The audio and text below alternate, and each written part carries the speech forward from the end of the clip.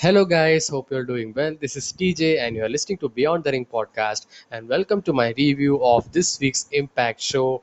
And I will be also doing the predictions on Against All Odds pay-per-view, which is going to come on Saturday. So I will be doing as well. So please be stick to this video, to this review and predictions. And before we get into this review and prediction, please be sure to like this video, share it with your friends, and subscribe to my channel for more wrestling content like this. So without any further ado, let's get into this then. So the show actually started off with, as this show was hyped on Scott Demore and Tony Khan situation, uh, and that we actually ended the show last week's Impact, and uh, and uh, and the main event was actually confirmed that it was Kenny Omega versus Moose, but last week's main event had something that controversial that happened because Good Brothers actually attacked Sami Callihan, and Sami Callihan got the win by DQ. He was facing Moose in that match, so technically he should be getting the that opportunity for the championship just like Moose is getting.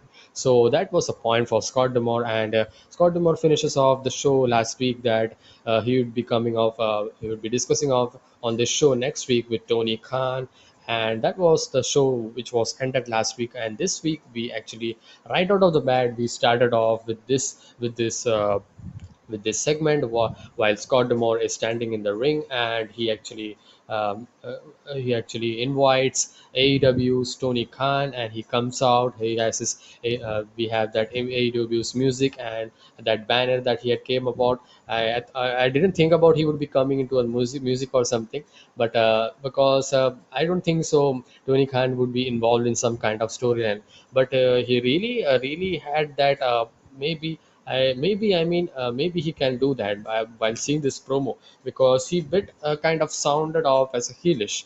I mean, the whole situation that was being played out, but the at the end it was okay. It was in the right way, and I didn't think about what I was thinking. So I would be discussing that actually. So Scott Demore wastes no time on the intro, and he's standing in the ring. He invites Tony Khan, and then we had a invitation talk or something that they had, the usual talk, and Don Callis comes out and he says that. And he already had the demand that he don't want Callahan as he's dangerous, and of what he has done to Eddie Edwards, and how he's unhinged, and how he's dangerous to the wrestlers that actually compete. So he don't want him. That was his point. And Scott Demore actually says that as per the discussion with Tony Khan, they actually decided that they agree upon that it would be a one-on-one match between Moose and Kenny Omega. I mean, I was happy because I was actually kind of very not interested to see three-way matches like we have seen in Double or Nothing. We have been seeing in WWE pay-per-views as well, most many three-way matches now. So I didn't want to see, because that only leads to another rematch for the one who has lost the match. So that's the thing, and especially impacts great biggest pay-per-views coming next month, the Slammiversary on July 17th. So I don't want a kind of rematch from the three-way that's gonna happen. So we already seen that excitement would be gone. So then they had also a decision where, as that Tony Khan says that he pitched that he wants to make that match Daily's place in Jacksonville, but and Scott Demore actually accepted that, and Demore actually said that then said that the man that wins the world title, that he also had this decision, and he was Don Callis was so happy after this announcement, and Demore actually announces another thing, that the man who will win the world title will meet Sami Callihan at Slammiversary. I mean, while listening to this news, I mean, it would be a good match, great match. Kenny Omega versus Sami Callihan. I expect that going to Slammiversary. I don't. I don't want to see Moose versus Sami Callihan, because we have already seen last week and all, and we already seen before as well. So I don't expect. So they have pretty much actually kind of cleared it, that kind of. I mean, teasing is not the better way to do it, because I already kind of a clear picture we are seeing that. I don't think so. They would be Kenny Omega, the AEW champion, and the Impact champion, another champion as well. And before the biggest pay per view Impact has got, that they will be giving the loss to Kenny Omega. I don't think so. I don't think so. Maybe something fishy or shenanigans would be happening in the match, and that would be leading to the loss for Moose. Maybe we can have the match, but I see that, and I see that Kenny Omega versus Sami Callihan would be the main event. Obviously, the main event. I think so at Slammiversary. So I'm not very excited about this. I mean, I was expecting other guys from WWE or something like who are actually released and all. But yeah, that it is. So the thoughts on segment. This was good segment. I mean, but if this segment was hyped up over all the show, it would have been good. I mean, they put it on the opening right away, so they could have put in the last as well. So that would have been good because this is the main storyline that's going on in the Impact and AEW, that partnership that they are going on. So putting in the opening thing, certainly they want to have that fans. They wanted to bring. Right out of the bat, they want to have that great feeling for the fans to watch the whole show. So that would have been the calculation that they have made. And so anyways, this was the announcement. And we also saw in the forward show that Demar actually books a tag match with the Good Brothers against Sami Callihan and a partner of his choosing in a street fight. And the partner was none other than Tommy Dreamer. I'm excited to see this, but the build is not there. But it would be a very good performance from Sami Callihan and Tommy Dreamer because they always know how to utilize the street fight environment, and they have the experience. And seeing watching Good Brothers getting her ass kicked would be a very good. I mean, heel versus babyface, that would be a very good storyline. I mean, that would be a very good match. I expect that. Not kind of much expectation that I am having, but still a good tag team match that would be bringing about. So I didn't think about they would be doing this. I mean, I think about that Good Brothers would be in the AEW ring, but they will be staying in Impact Zone as they are match. They are having the match against all odds. And then we get to the next segment where Brian Myers' his second episode of how to be professional wrestler, where he teaches this guy called Sam Beal how to cut a promo this week before, and he actually mocks him and rants him about how to do things. And it's okay actually. Brian Myers actually had that training aspect as well, and he does well. So he actually said that. How to cut the promo, how to do that, and he just mocks him and goes away. Just kind of a fun stuff that they had. And Callahan is backstage because Tommy Dreamer questioning Tommy Dreamer, and he don't want to have this match because he just wanted to have the championship match. But he said one thing that was main in this that. I don't care about anything. I mean, you are there for me. I mean, I don't care about that. I would be going for a two-on-one situation as well, as he says. But if you are with me, it's okay. But if you are against me, you also be getting your ass kicked, as he says. So Tommy Dreamer, I don't think so. They would be going with that scenario. Maybe Callahan and Tommy Dreamer would be getting the victory. Maybe we can see Tommy Dreamer getting into this picture as well, Impact Championship picture as well, because the win is win, man. Because the win actually creates. He can argue that the win he has got is with the championship contender, and he also has a fair share contribution for that match, for winning that match. So that would be a talking point as well. Maybe we could see Tommy Dreamer versus Sami Callihan in the future in the episodes of Impact or something, number one contenders. So that would make. I mean, maybe, but. Let's see how it goes. And then we have the first match. This was announced last week between Rosemary and Havoc, and if Havoc wins, she would be added to this knockouts title match, and it would be a three-way match. And I didn't want to be it a three-way match, as I said in the start of the show as well. I'm not kind of interested that much to see nowadays three-way matches. So as I actually think about and expected, Havoc didn't win. And right out of the bat, Rosemary had a very the story actually had that Rosemary actually tried to take this big opponent at the get-go by hitting numerous spears, and she finally got the victory. She finally got the victory actually. And Rosemary is having the momentum going towards that title shot against Gianna Porrazzo. So that's there. So Rosemary, I like this.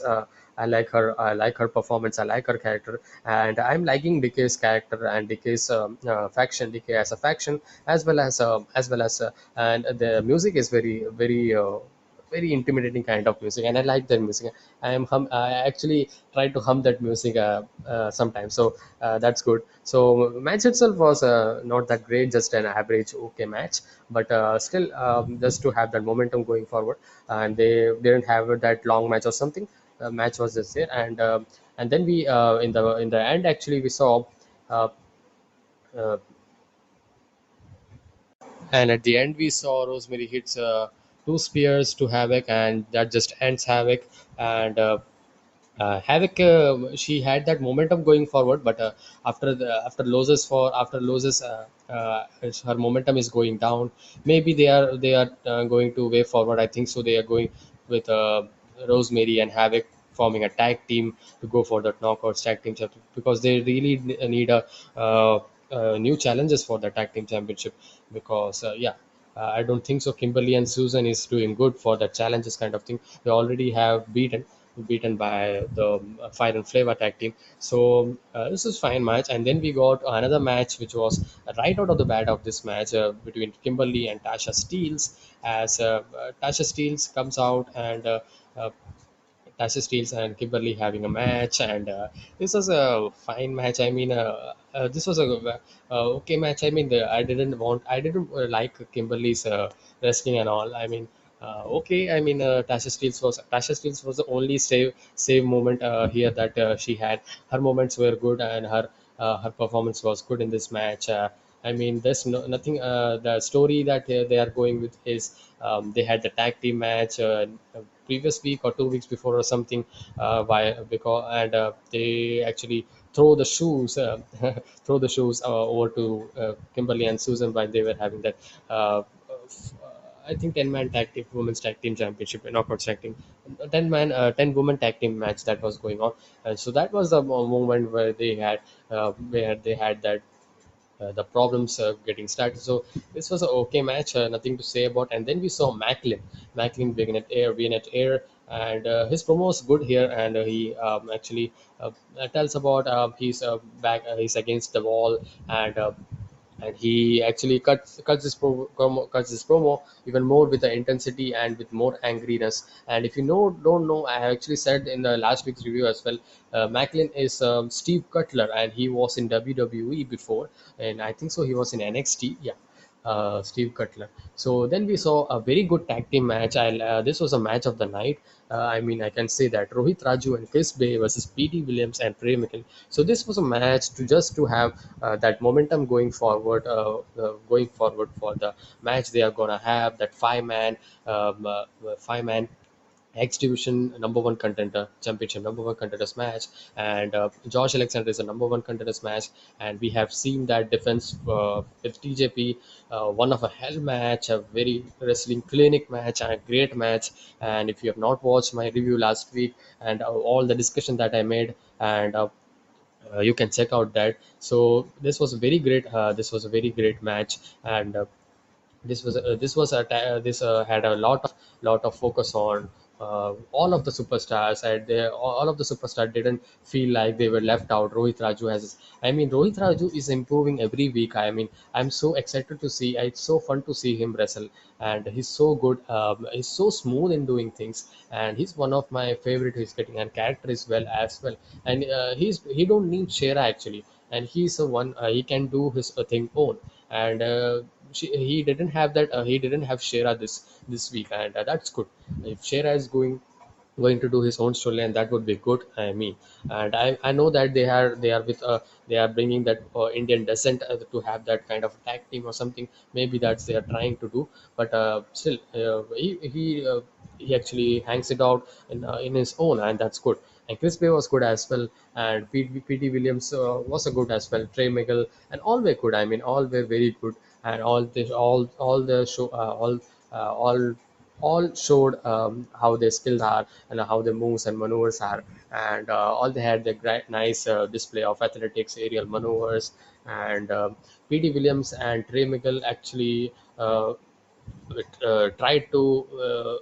Rohit Raju and Chris Bay had Rohit Raju had as I said was great here, and while Chris Bay and P.D. Wilson were also good. Chris Bay and Trey Miguel has also had many fun moments in this match. I mean, the story of this match, as I said in the start of the discussion, was the exhibition championship number one contest match number one contest match that is going to be happening against all odds, and that was good. And in the end, we also saw Madman Fulton in the end as P.D. Williams and Trey Miguel picked up the victory. And Ace Austin, Madman Fulton comes up, and they all had the brawl, and that was good as well. I mean, just having that hype up going forward to the pay-per-view. I mean, I'm excited to see this match, and this will be a very good match between them, and lots of high spots and all. And impacts multi-match matches are very great to see.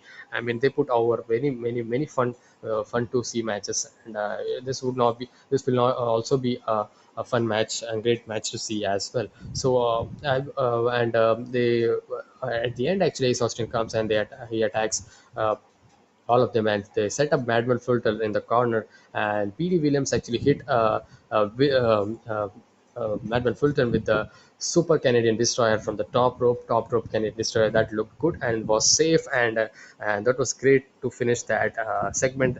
A kind of a whole that chaos was going on, and that's great, and that's it. This much was that, and we then was joined by another segment with Tenil Dashwood that kind of a I mean, I don't want to discuss this about because Rachel Ring and Jordan Case comes about and they sits, and we also got a match that was uninvited and confirmed match that is between Jordan Grace and Tenel Dashwood, because I think so Jordan Grace is irritated to see Tenel Dashwood having kind of trying to break up Rachel Ring to be a tag team partner for Tenel Dashwood, while Jordan Grace already said that she don't want to, but now they are trying with Rachel Ellering. So that what Jordan Grace is pissed off. While Trinidad Dashwood, she's not interested because she knows that she would not be able to beat Jordan Grace.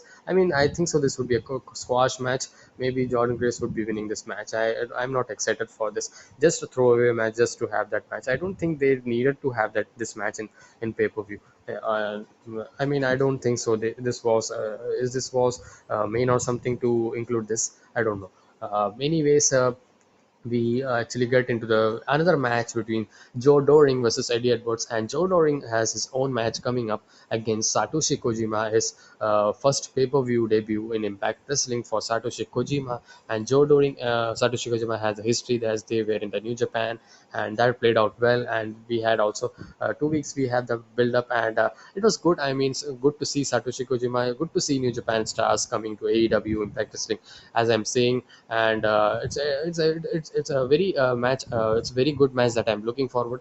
I'm expecting that would be a good match. Satoshi Kojima with his just that fighting spirit that he brings about in every match. That's good. So this match was very good as well. If you see, Joe Doring was a powerful guy, while Eddie Edwards is working as a very great baby face, and I can say that, and he's perfectly doing his job. And he was underdog here, and he was underdog here, and he was trying to power him up over a suplex, but there were some shenanigans, some kind of a distraction for Eddie Edwards as well. So that played out well. Not a very full fledged shenanigans, but there was distraction and all. But and while at the end we saw VBD attacks Eddie, but Kojima then hits the ring, and Kojima and Doring trade strikes as Doring is sent outside. So a nice finish there. I mean, it's a DQ. It's a kind of a DQ finish, but still, this was a good match to see.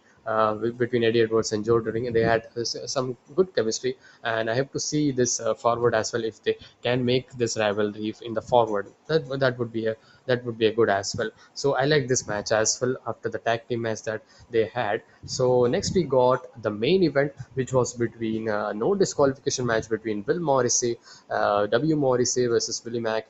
W Morrissey is AKA Big Cass of WWE versus Willie Mack, and this is kind of a friendship rivalry that's going on, and W Morrissey is gonna face Rich Swan at the pay-per-view, and Rich Swan is Willie Mack's friend, and Willie Mack is doing this doing the own that own only doing the own stuff that he wants to take out W Morrissey, and because of what he did to his friend Rich Swann, and Rich Swann actually in the back of the promo said there was a promo, and he's Willie Mack said that you don't come and I'll be taking care of this, and beating his ass, and I mean, this was not a bad match. I'd expected that would be.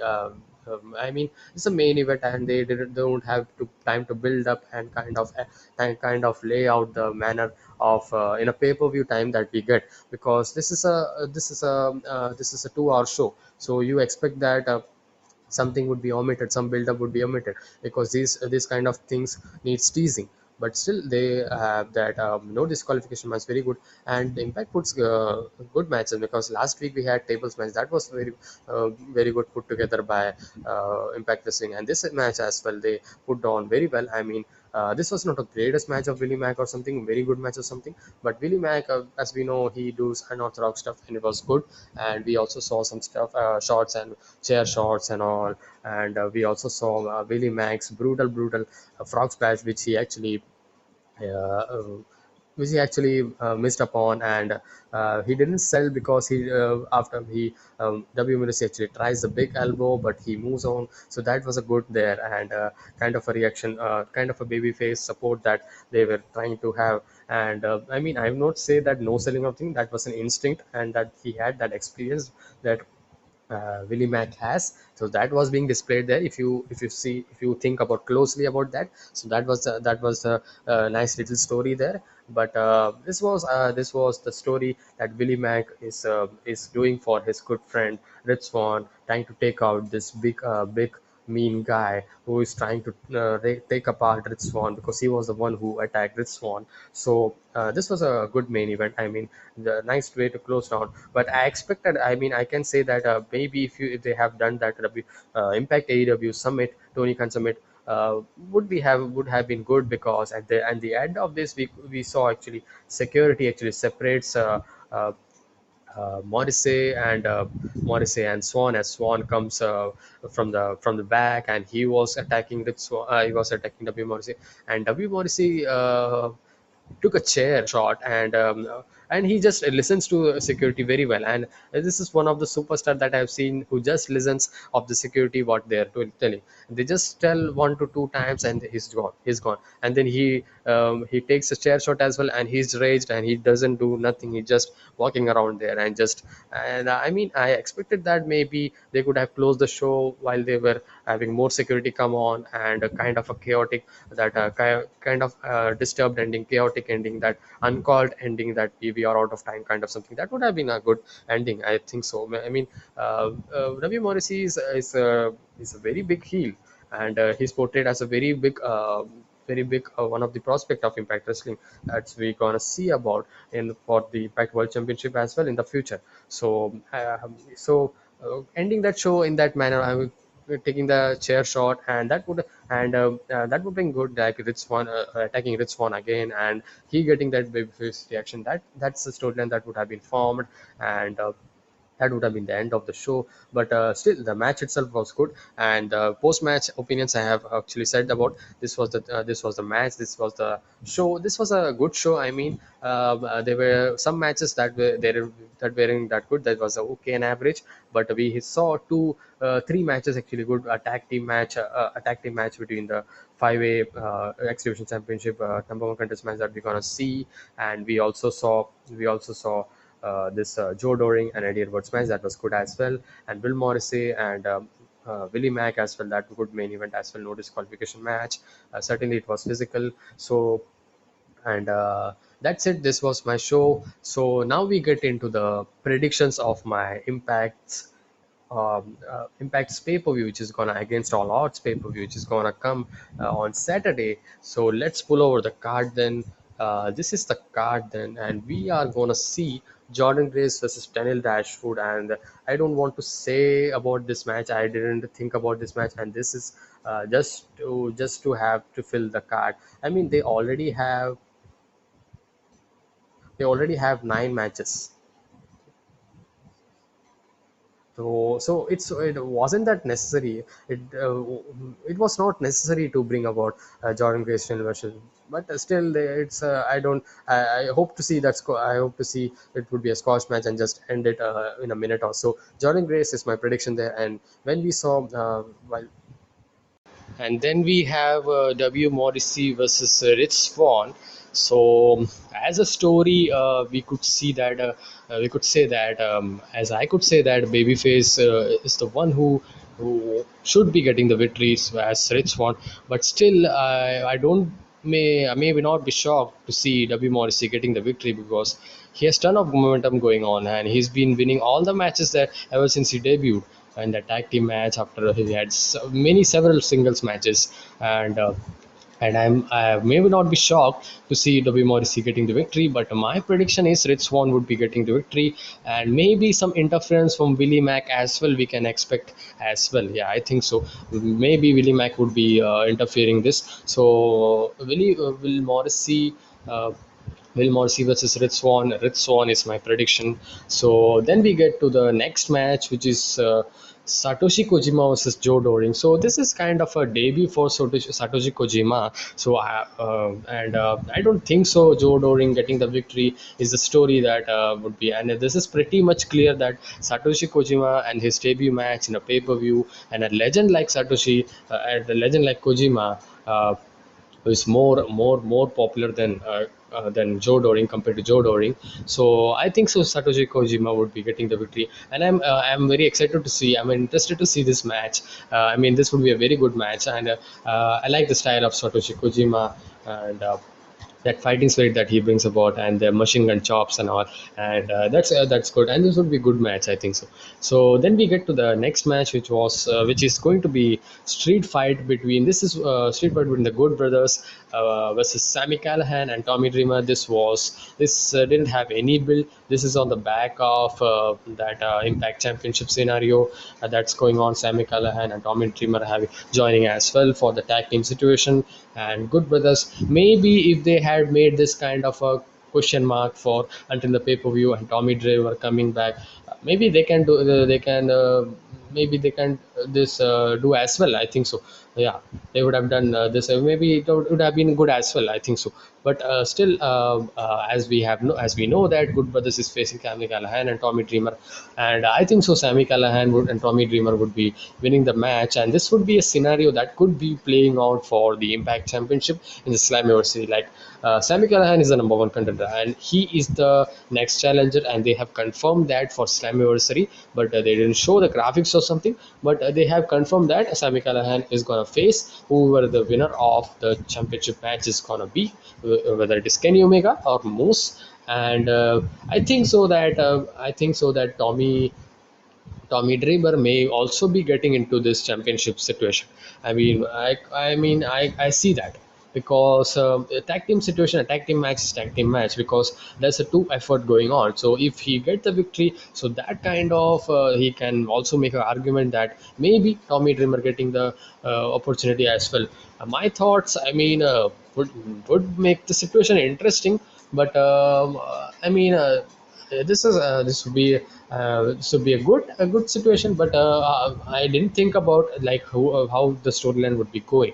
Maybe that's a thinking point right there. So Tommy Dreamer would be a Sami Callihan and would be getting. That's my prediction. And the situation would be Tommy Dreamer maybe demanding the championship match to insert into that championship scenario in Slammiversary. Maybe we can see that. And then we have Impact X Division Championship number one contenders match between PD Williams versus Trey Miguel versus Ace Austin versus Chris Bay versus Rohit Raju. So this I have two predictions here. First is a very no-brainer kind of you can think about, that is Ace Austin, because because I will explain that situation. Because Ace Austin, ever since he lost that championship in April, Exhibition Championship in April, he's not doing good. He tried his luck in the tag team scenario with Madman Fulton, but he didn't got the victory, and he isn't getting the matches that he deserves in the shows as well, in the weekly shows as well. So he's a great wrestler. So he is fun to see, just like all these guys that's getting TV time. So maybe I could see that Ace Austin winning the X Division Championship contenders match opportunity. And the second, I would say that is very much deserving and is really doing lots of hard work in Impact Wrestling is Rohit Raju. I mean, I'm not saying that other guys are not doing it, but Rohit Raju is he's improving every week. I mean, in wrestling as well as in his carrying his character, and he doesn't cut promos that doesn't cut promo, but he cuts promo whenever he wants, and he does it good as well. And they don't put him in the mic that much, but still he speaks well, and still he knows correctly how to speak in English. So second would be, I mean, Rohit Raju. And the least I am expecting is PD Williams, is the one who I'm expecting that maybe he will not be getting the victory, PD Williams. So that's my prediction. So I have two predictions, but going for one, Ace Austin. Ace Austin is my pick for who will be the winning the contenders match. That's my prediction. And then we get to the next match, which is Impact Knockouts Tag Team Championship match between Fire and Flavor and Susan and Kimberly. I'm not excited that so much, and they're really just dragging. They don't have any challenges, and as I said, Havoc and Rosemary would be making a team, and they would be next to challenge Fire and Flavor. That's my thinking. That's my thought. That's what I'm thinking. So Fire and Flavor would be easily retaining here. I mean, putting the belt on Susan and Kimberly as a comedic. They are comedic, and they just results on suits. I mean, I don't see their character very well, and maybe they should be repackage them to something, and they are not doing really great having that tag team. And Fire and Flavor is for me, and that's my prediction for to retain the knockout tag team championship. And then we have getting into the Impact World Tag Team Championship match, which is between Violent by Design versus Decay. And this is yeah, Joe. It's not Joe Doring. It's I think so. It's Diener. Yeah, Diener and Joe Doring. I mean, Joe Doring is just wrestling two matches then. Let me check 1 second. Yes, I was correct. I actually remembered that situation.